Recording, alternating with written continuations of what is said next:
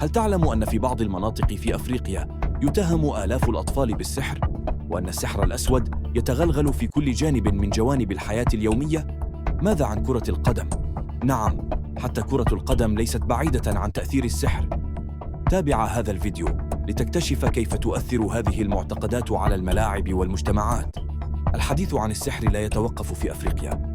مجتمعاتنا تتعامل معه وكأنه حقيقة تامة لا تقبل التشكيك.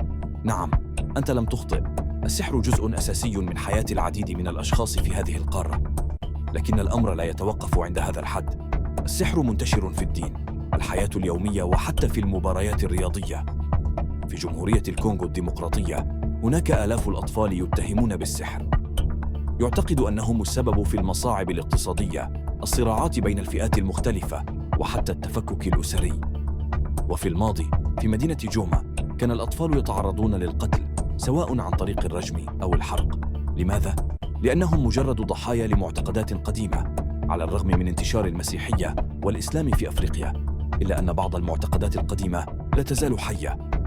في بعض المجتمعات السحر يعتبر جزءاً من العبادة، ويعطى للساحر مكانة خاصة في المجتمع. والغريب في الأمر أن السحر يجد طريقه حتى إلى ملاعب كرة القدم. ففي كل بطولة رياضية تقريباً يظهر شخص يسمى الساحر بين الجماهير، يمارس سحره غالباً دون أن يحقق أي نتائج. لكن هذا لا يوقف المحللين عن ربط الفوز أو الهزيمة بالسحر، وخاصة السحر الأسود. وهنا نسرد لكم بعض قصص الحقيقية من السحر في كرة القدم. في عام 2012 مدرب منتخب غانا جوران ستيفانوفيتش اتهم السحر الأسود بأنه سبب خروج فريقه من نصف النهائي أمام زامبيا. المثير في الأمر أن البعض من نجوم الفريق أنفسهم كانوا متهمين بممارسته ضد زملائهم، وكأنهم بدلاً من أن يتعاونوا معاً اختاروا تدمير أنفسهم. لكن الأمر لم يتوقف هنا. ففي كأس الأمم الإفريقية 2002 في مباراة نصف النهائي بين الكاميرون ومالي، قام أحد أفراد الشرطة بإلقاء طلاسم على أرض الملعب.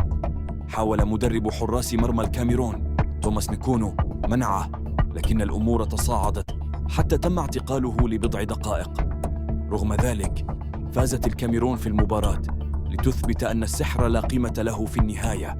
بعد ذلك ظهرت شكاوى من مالي تتهم فيها الكاميرون باستخدام السحر، لكن الاتحاد الإفريقي رفض هذه الشكاوى، مؤكداً أنه لا توجد بنود خاصة بمعاقبة السحر في لوائحه. هذا يظهر ببساطة أن السحر مهما كانت قوته لا يمكن أن يتغلب على الحقيقة.